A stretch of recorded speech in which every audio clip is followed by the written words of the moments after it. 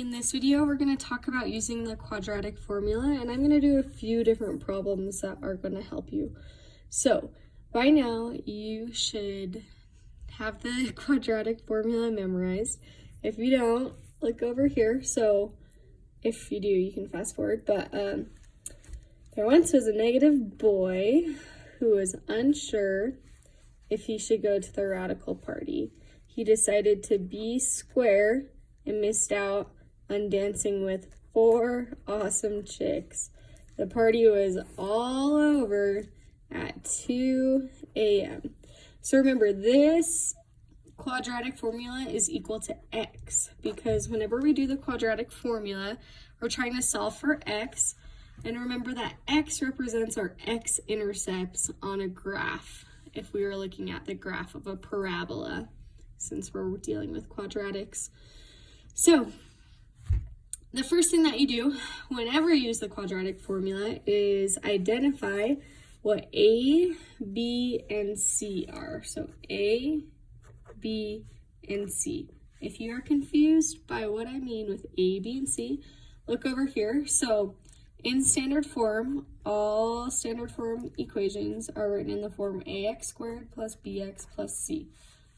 So when I say A, B, and C, I mean the coefficient in front of x squared is what A is, the coefficient, or the number in front of the x, is B, and then the number at the very end is C.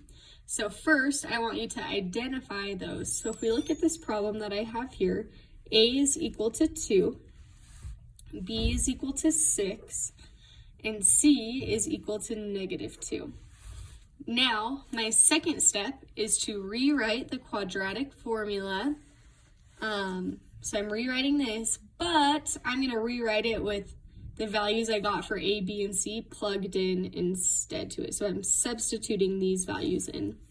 So I have -b, which is going to be 6, plus or minus the square root of b squared, so 6 squared, minus 4 times A times C,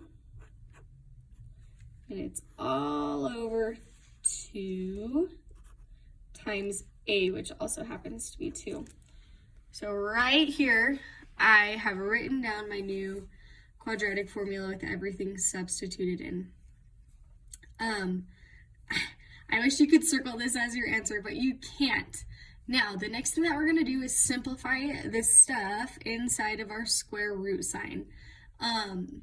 I don't want you guys using your calculators to do this because I don't want decimals in your answers. Remember, we learned how to simplify square roots, so that is those are the skills that we're going to use here. So, and remember, this is all x equals, because we're finding our x-intercept. So when I simplify what's under my square root sign, I'm simply just going to rewrite 36. Then I have -4 times 2 is -8, times a -2 is a positive 16.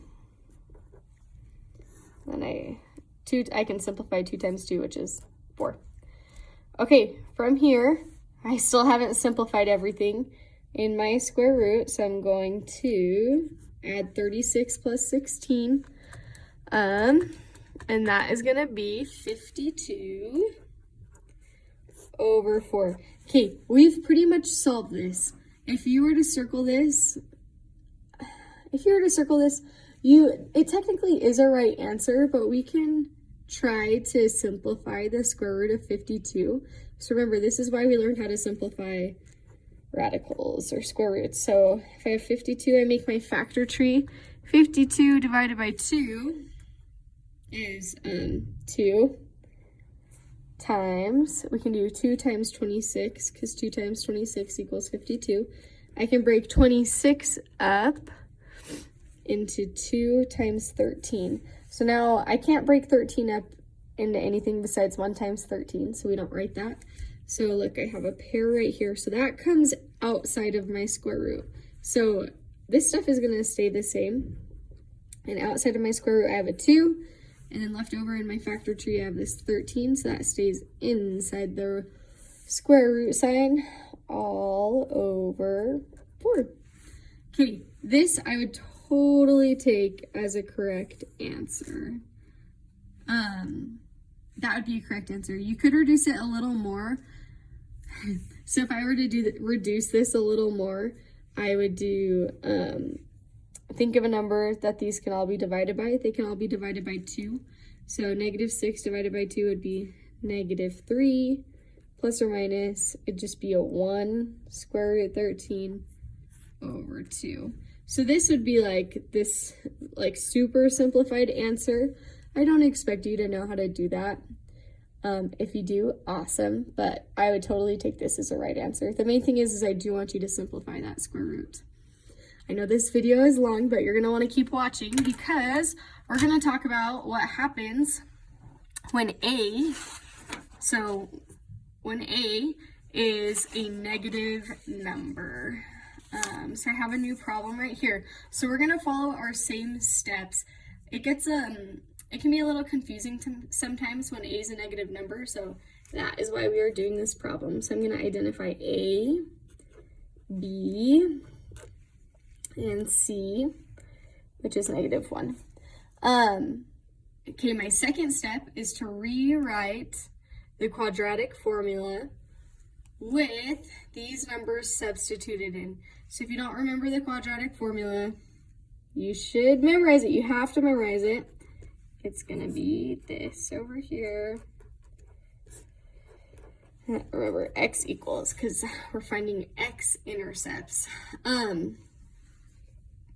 Okay, so when I rewrite this, it gets confusing, because look, we already have a negative there, but there's a negative here too. So when you rewrite this, you're gonna write it like this. So I have my negative from my quadratic formula, and then I have b. B is negative 3. So I'm going to put it in parentheses like that. So I have a negative, and then the b is after it. So I have my negative, and then my b is after it, and my b is negative 3. Plus or minus, and then b squared, oh no. Sorry, wrong thing. I'm doing the quadratic formula wrong because I did A. We're going to switch up our numbers because I want B to be negative because that's when it gets tricky, not when A is negative. This should say when B is negative. Sorry. Let's make this a negative 4. And we can leave the negative 3 the same. So, B is negative 4. So I'm going to make this a negative 4. Sorry guys, I got confused. So, like I said, I have a negative here, and my b is negative 4, so I put a negative 4 right there. And then I have b squared, so I'm going to do negative 4 squared minus 4 times a times c. And this is all over 2 times a. This looks so messy. Okay, my next step is I simplify what is under my square root. But I'm also going to simplify some other things because we have a negative times a negative 4. That's going to become a positive 4. Then I'm going to do my square root. Negative 4 squared, that's 16. Negative 4 times negative 3 is positive 12 times negative 1. It's minus 12. And this is all over 2 times negative 3, which is negative 6. I've almost simplified my square root all the way. So 16 minus 12 is the square root of 4. That works out nicely because the square root of 4 is equal to the number 2. So it's divided by negative 6. Okay, I'm actually happy this one turned out like this. So remember, we have 2 different answers that are going to happen. Because I'm going to have 4 plus 2 divided by negative 6 and 4 minus 2 divided by negative 6. So let's do this one first. 4 plus 2 is 6 divided by negative 6. We're going to get a negative 1. And then 4 minus 2 is 2 divided by negative 6. This is going to reduce to negative 1/3. So x is equal to negative 1/3 and x is equal to negative 1. Okay, I have one more problem here. I know it's getting long, but it's really, really important that we understand the quadratic formula. So we're going to talk about when the equation doesn't equal 0. So we haven't really talked about this in class quite yet, but you're going to know it before your test that you can't do the quadratic formula if the equation is not set equal to 0. So right now, this equation right here is equal to 5, but we want it set equal to 0. So to make this 0, I'm going to subtract 5 from both sides. Now I'm going to subtract it from this 10 right here because those are like terms. Minus 5 is not like terms with either of these. So these are my like terms. So I'm going to rewrite my problem, set equal to 0, because those cancel out. Now I can identify A, B, and C. So the main thing is that when the problem's not equal to 0, you make it equal to 0 by getting 0 on one side of the equal sign. Okay, A is going to be 1 because there's nothing in front of my x squared. B is 14, and C is negative 15. I'm probably going to need my calculator for this one. Okay, now I rewrite the quadratic formula. That's my second step with these values substituted in. So I have negative B plus or minus the square root of B squared minus 4 times A times C all over 2 times A. Then I'm going to simplify what is underneath my square root sign. So I have 14 squared, which is 196, minus, maybe plus, it's going to end up being plus, 4 times 15, which is 60. I know that one in my head. Plus 60, all over 2 times 1 is 2. Remember, x is equal to all of this. So this is going to become a big number. When we rewrite this, 196 plus 60 is equal to 256 divided by 2. Okay, this is a huge number, right? So when you have a huge number like that under the square root, the first thing I would do is check to see if it's a perfect square. And in this case, it is. The square root of 256 is equal to the number 16. If it was not a perfect square root, so if you got a decimal when you took the square root, then you would have to simplify it by making the factor tree, like we've been practicing in class, okay? But this one, we got lucky, is a positive 16.